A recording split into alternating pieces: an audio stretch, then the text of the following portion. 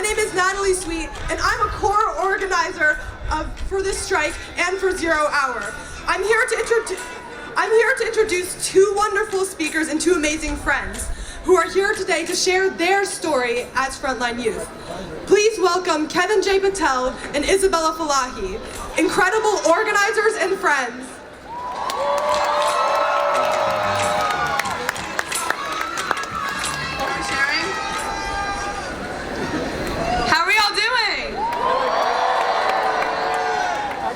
Well, hello, my name is Isabella Falahi, and I'm from Indianapolis, Indiana.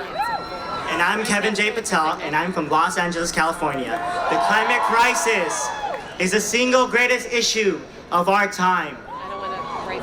We have only 11 years left for politicians and world leaders to act to ultimately determine the future of our world. To determine the fate of our generation and generations to come, to determine whether we live or die. We are in the fight for the future of not just the planet, but for all of humanity. The climate crisis isn't just about the future, but it's about our lives. It's about the lives. It's about the air we breathe, the water we drink, the homes that turn to ash, the people who are washed out to sea. It's about those who are diagnosed with cancer and asthma as a result of this crisis.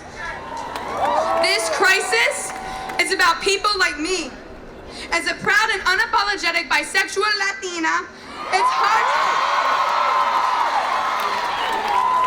hard to see so many members of my community being disproportionately affected by the climate crisis, as I am diagnosed with asthma. I wake up at night with the feeling that I'm drowning, struggling to catch my breath. I can't scream for help, but hear me scream now. Hear me scream that my home state of Indiana is ranked 46 for air quality. As a result, that it's one of the top coal producers in the nation and second for coal consumption.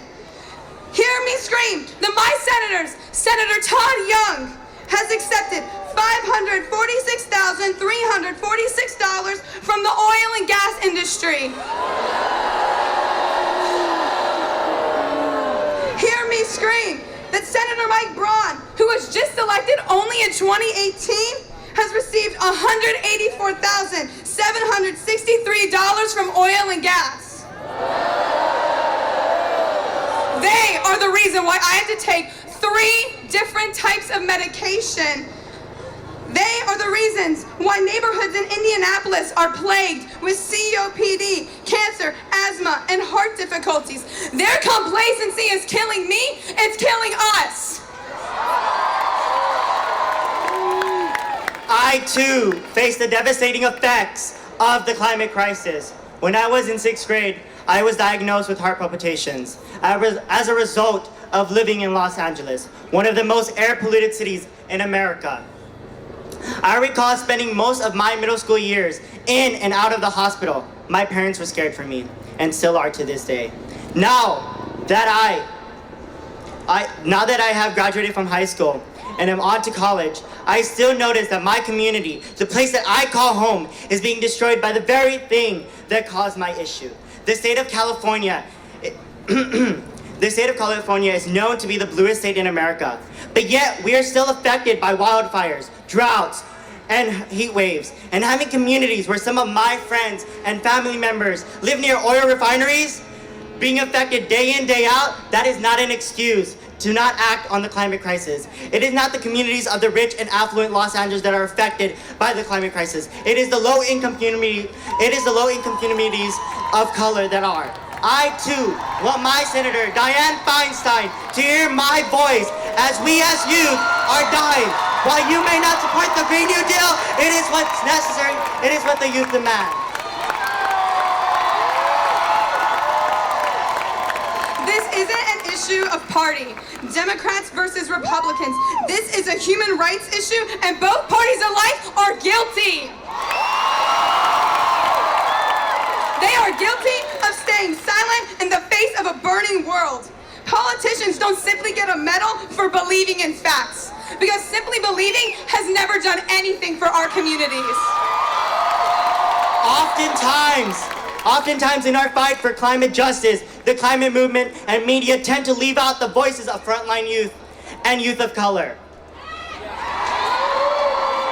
But we are here to say that we will no longer be silenced into submission by the media or the climate movement because it is ultimately benefiting Exxon, Chevron, and the Koch brothers who want us to stay silent. They know our power. They know that we are a threat. And for the politicians who sit in their fossil fuel funded thrones on Capitol Hill, mark my words, the youth are coming. Our voices and stories are crucial to exposing the fossil fuel industry for what it really is, which is an industry that profits off of human rights abuses.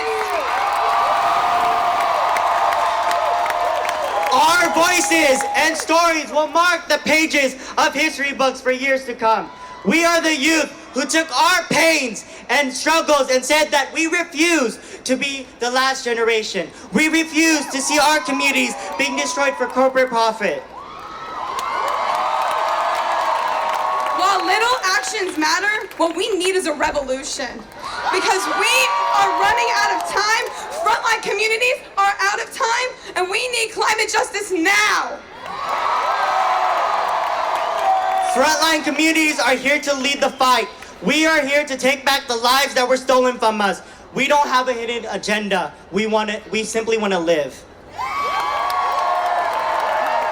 We are leading this fight because we can see through the bullshit and the lip service that politicians give us because they don't want to tell us to our faces that my wallet is more important than your life and your community. We are not afraid to call it like it is because we have nothing to lose. You have already stolen our childhoods, our health, our safety, our homes, but we will not let you take our future. Together, we will unite to be the last generation that changes the United States of America. We will be the generation to change the fate of the planet because we are tired of hearing the same discussions about solutions when we already know what must be done. We must act on the climate crisis. We don't have time to left ignoring the facts that the Amazon is being burnt or that pipelines are being built within indigenous communities. Having the climate crisis affecting our communities, our generations, and future generations to come isn't something I want. I don't only want politicians to hear the science, but I want them to act on the science. The climate crisis is a fact of life that people in Los Angeles and cities around the world are experiencing with every day. It isn't just a grave threat to our environment, but our health, to our communities, and it shouldn't be debatable. We have one last message to Congress and the White House. I am no longer asking for permission to live. I am demanding it. We are demanding it. The youth are here, and we are about to call the shots on our lives. You are either with us in this fight or you're against us. We are here as proof that frontline communities will overcome, that you have failed in silencing us. We are the leaders of now. We are the leaders of the future, and one day it is us who will fill the seats of Congress and the White House. Thank you so much.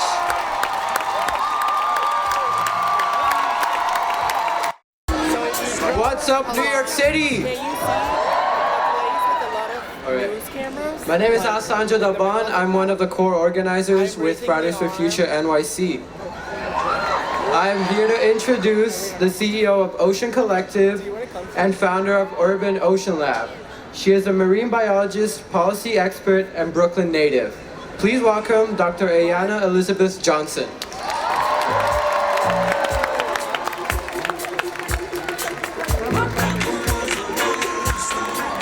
Hello, New York City! My name is Ayana Elizabeth Johnson. I am a 39-year-old climate activist. I'm honored to follow the youth leading these climate strikes, and I want to encourage all of us to approach the climate crisis with the moral clarity of children. Some things are simply right, and some things are simply wrong. It is wrong to make this magnificent planet unlivable. It is wrong for fossil fuel corporations who got us into this mess to continue to profit while they set the world on fire. It is wrong to drive 1 million species extinct by changing the climate, destroying habitats, and dousing the planet with pesticides. It is wrong to create hundreds of millions of climate refugees and then close our borders when they seek shelter on our shores. It is wrong to force the most vulnerable to bear the heaviest climate impacts, from rapidly rising seas to expansive fires to more dangerous storms to enduring droughts to frequent floods to unbearable heat. It is wrong. Do not forget what we are up against. In 1977, Exxon knew. And so far, the Trump administration has rolled back 85 environmental protections, including many on emissions and drilling. Just this month, they announced plans to ditch energy efficiency rules for light bulbs, revoke California's authority to set auto emission standards, open the Arctic to drilling, and reduce protections for wetlands whose soil can hold 5 times more carbon than the soil of a rainforest. Not to mention disbanding scientific advisory committees and telling federal government scientists to omit the words climate change from their work. And the list goes on.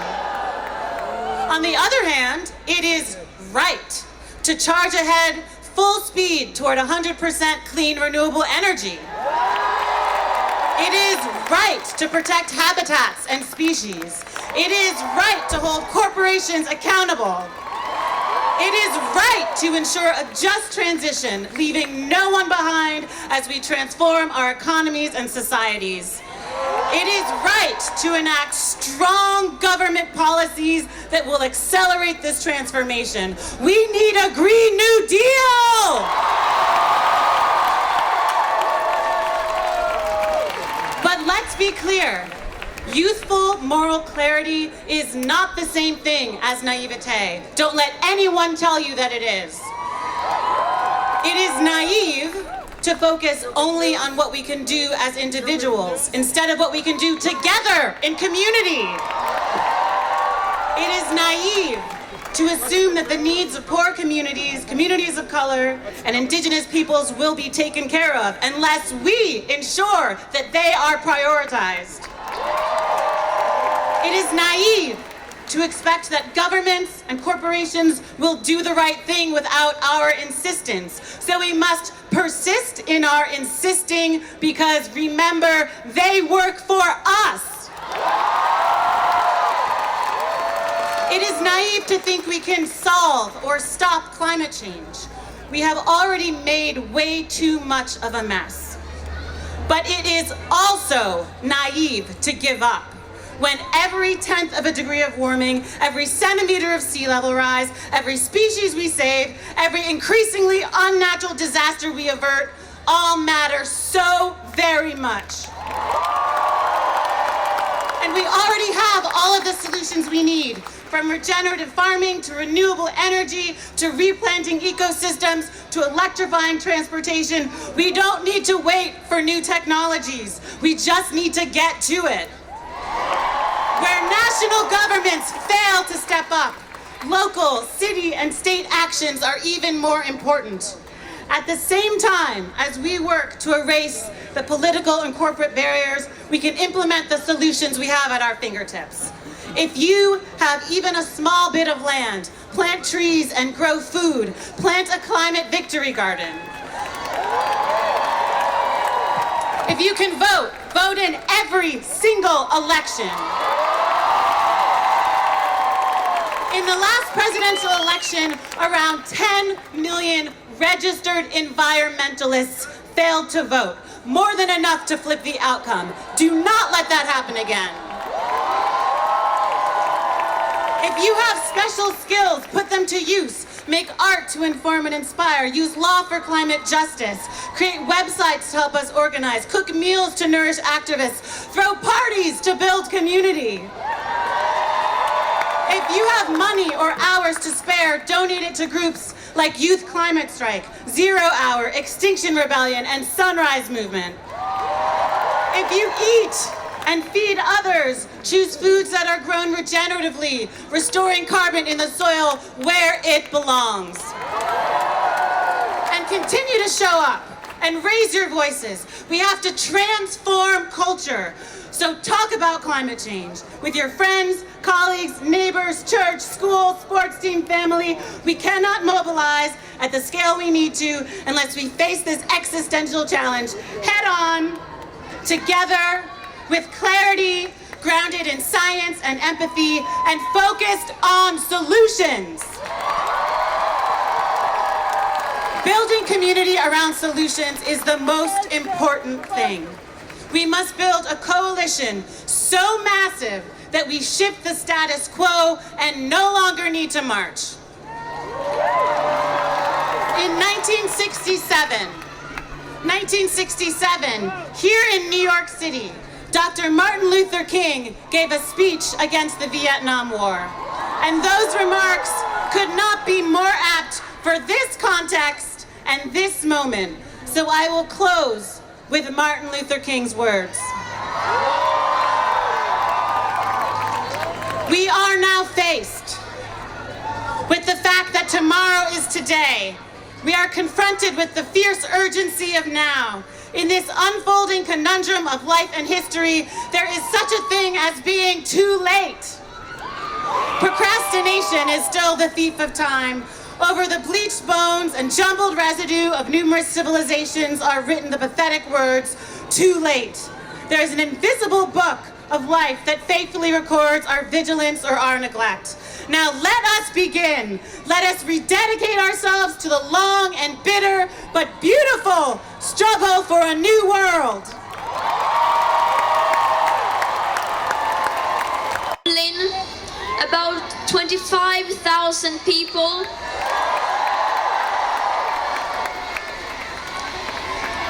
In New Delhi, it seems like we need help in the audience.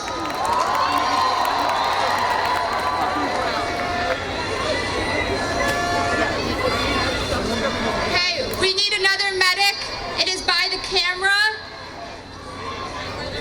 By the camera, that's the only camera that's raised. We need a medic. At the video tent. At the camera platform video tent, we need a medic. Can you guys get a medic? Okay, ready? We're gonna. Yeah.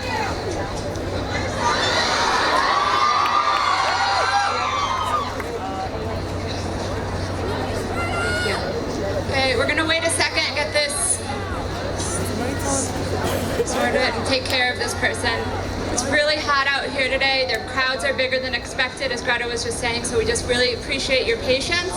And there is water over there. It's a really exciting day. I know people don't want to leave, but please, if you need to move, get water.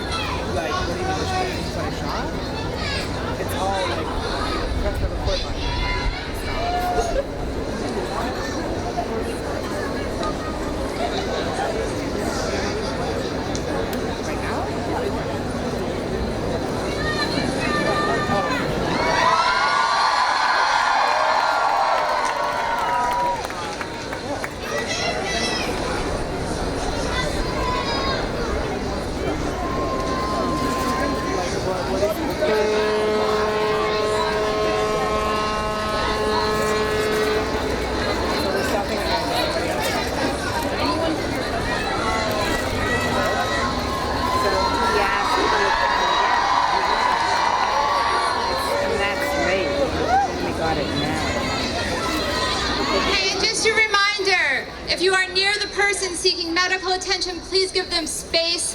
People are crowding, so please, I know we're a big, tight crowd, but please, please, please create space for the person seeking medical attention. Thank you. We are sending medics right now. They're on their way.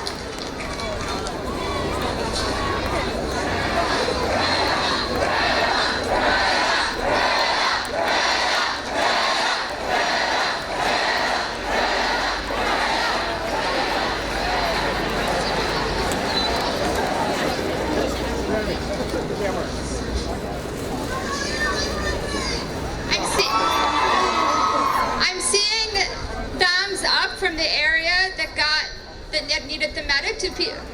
We're gonna start again. Does that work for that group? Okay, thank you. Wait, we're gonna wait 1 second, actually, sorry. EMTs are entering the crowd right now. Please, if you... I hope you are feeling better now and that everyone is okay. And yeah, there was some numbers, 1.5 million people in Germany alone.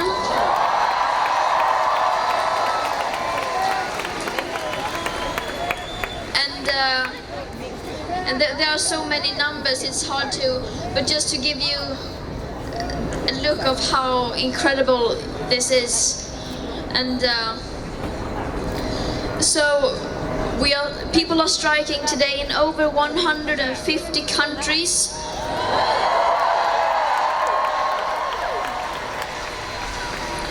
On all continents. And when I say all continents, I mean all continents, even Antarctica. Even on Antarctica, people are striking.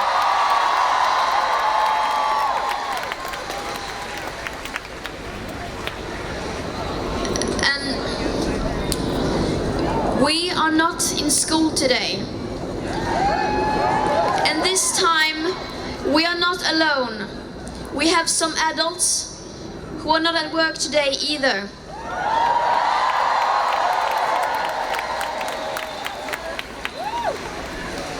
And why? Because this is an emergency. Our house is on fire. And it's not just the young people's house. We all live here. It affects all of us. And we will not just stand aside and watch. We are united behind the science, and we will do everything in our power to stop this crisis from getting worse.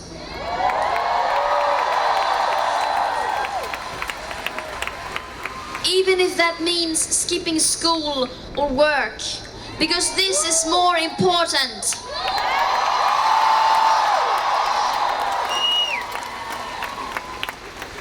Why should we study for a future that is being taken away from us? That is being stolen for profit. And some people say we should study to become climate scientists or politicians so that we can, in the future, solve the climate crisis. But by then it will be too late. We need to do this now.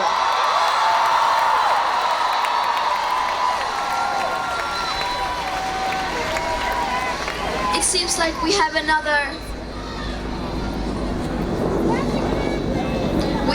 situation. Yeah. We need another medic.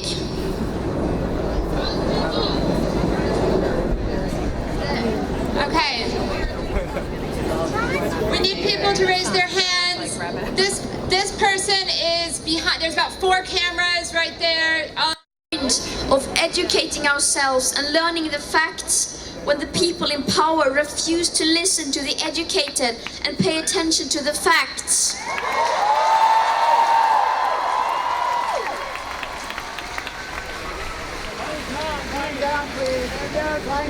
Where I come from, things are very different than here. But when it comes to the climate and ecological emergency and the people in power, it is pretty much the same. In fact, everywhere I have been, the situation is more or less the same. The people in power, their beautiful words are the same. The number of politicians and celebrities who want to take selfies with us are the same. The empty promises are the same. The lies are the same. And the inaction is the same.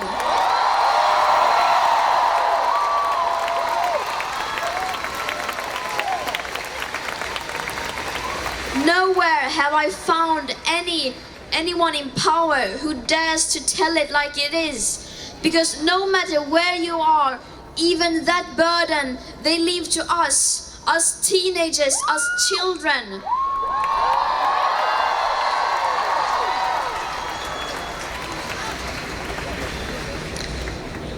This Monday, world leaders are going to be gathered here in New York City for the United Nations Climate Action Summit.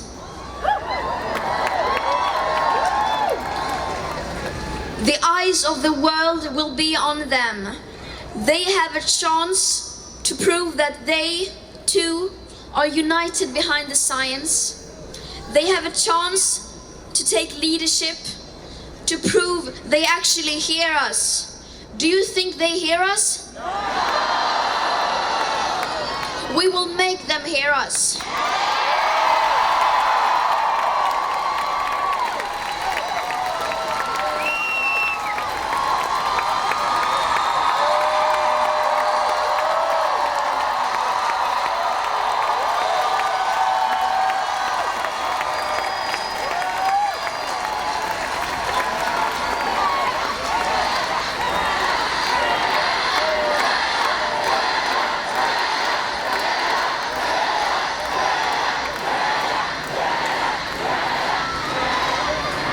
We have not taken to the streets, sacrificing our education for the adults and politicians to take selfies with us and tell us that they really, really admire what we do.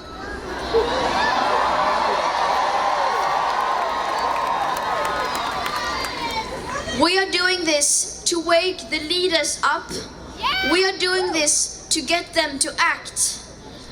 We deserve a safe future. And we demand a safe future. Is that really too much to ask?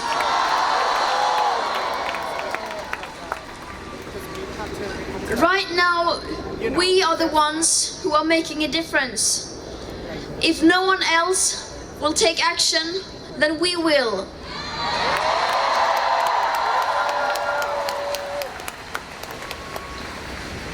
It should not be that way.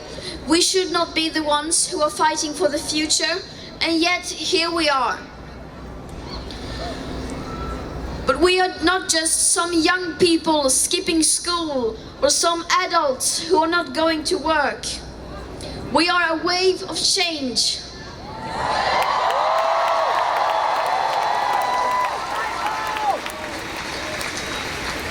Together and united, we are unstoppable.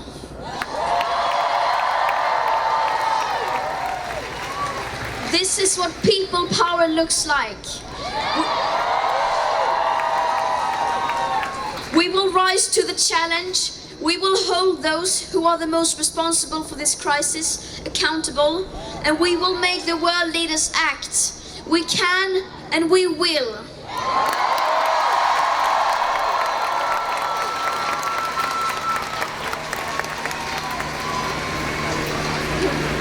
And if you belong to that small group of people who feel threatened by us, then we have some very bad news for you.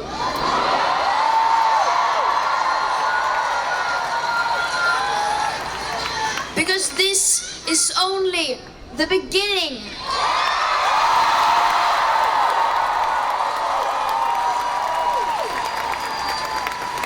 Change is coming, whether they like it or not.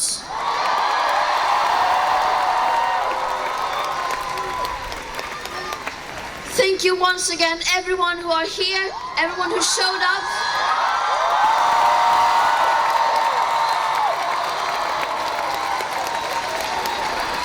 And of course, a special thank you to everyone who have been organizing, all the local organizers who are here. We'll give them an applause. Thank you.